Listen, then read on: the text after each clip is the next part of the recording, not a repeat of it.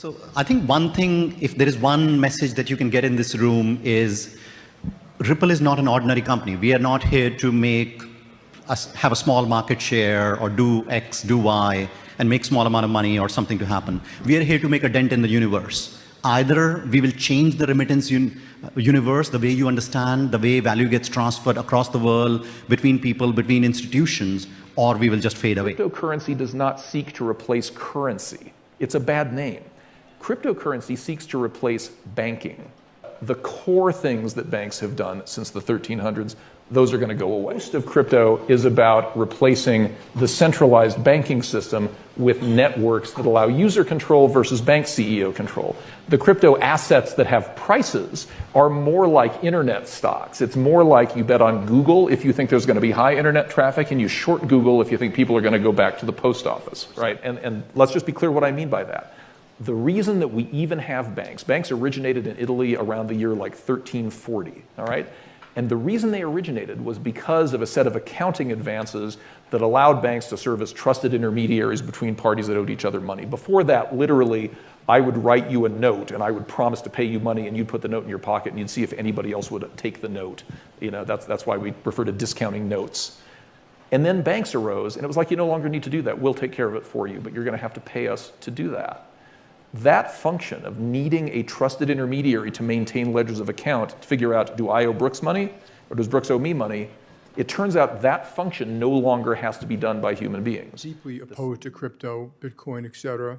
You pointed out the only true use case for it is criminals, drug traffickers, anti-money laundering, tax avoidance, and that is a use case because it is somewhat anonymous, not fully, and because you can move money instantaneously, and because it doesn't go through, as you mentioned, all these systems have built up over many years. I'm so curious what was going through your mind when you heard Jamie Dimon's response. Look, when Jamie Dimon and I are in exactly the same place, it's because we have a serious problem in this country. JP Morgan says it has reached an agreement in principle to settle the Jeffrey Epstein sex predator litigation with the U.S. Virgin Islands with a payout of $75 million. The settlement ends a bruising episode in which each side accused the other of enabling Jeffrey Epstein's abuses and led to a series of embarrassing disclosures of relationships that high-ranking bank officials at the time had with Epstein himself, including one former executive who frequented Epstein's private island. And that is a part of the financial system is being used by terrorists, by drug traffickers, by rogue nations in order to launder money, move money through the system, and finance their illegal activities. Investigators in Philadelphia are searching a cargo ship captured in what's being called one of the biggest drug busts in U.S. history. Some 17 tons of cocaine has been recovered, worth more than $1 billion on the street. Officials tell CBS News there might be another 30 tons on board on top of what they've already found.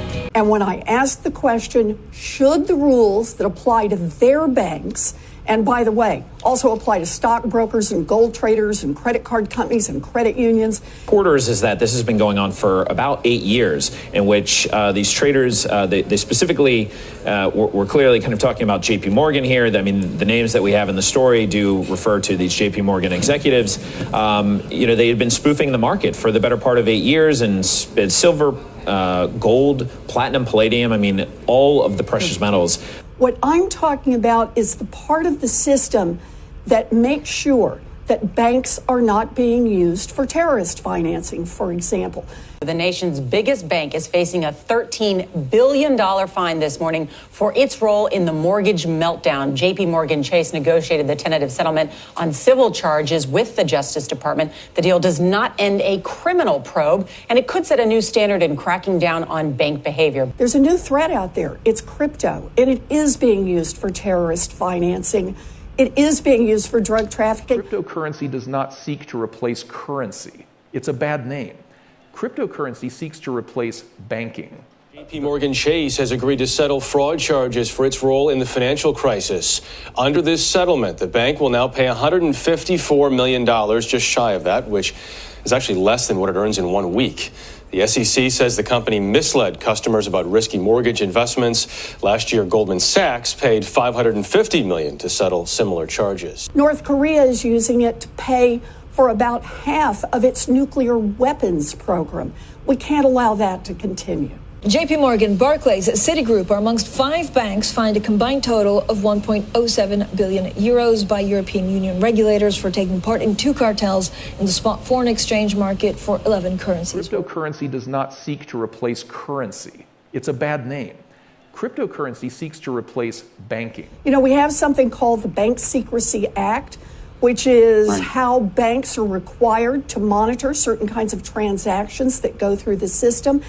It was written in the 1970s following 9/11. The law enforcement folks went back, looked at what had happened, figured out how the financing had made it through the system. And that's the last time that Congress updated. JP Morgan Chase has officially settled with federal authorities over criminal charges that the bank ignored warning signs of Bernard Madoff's $65 billion Ponzi scheme.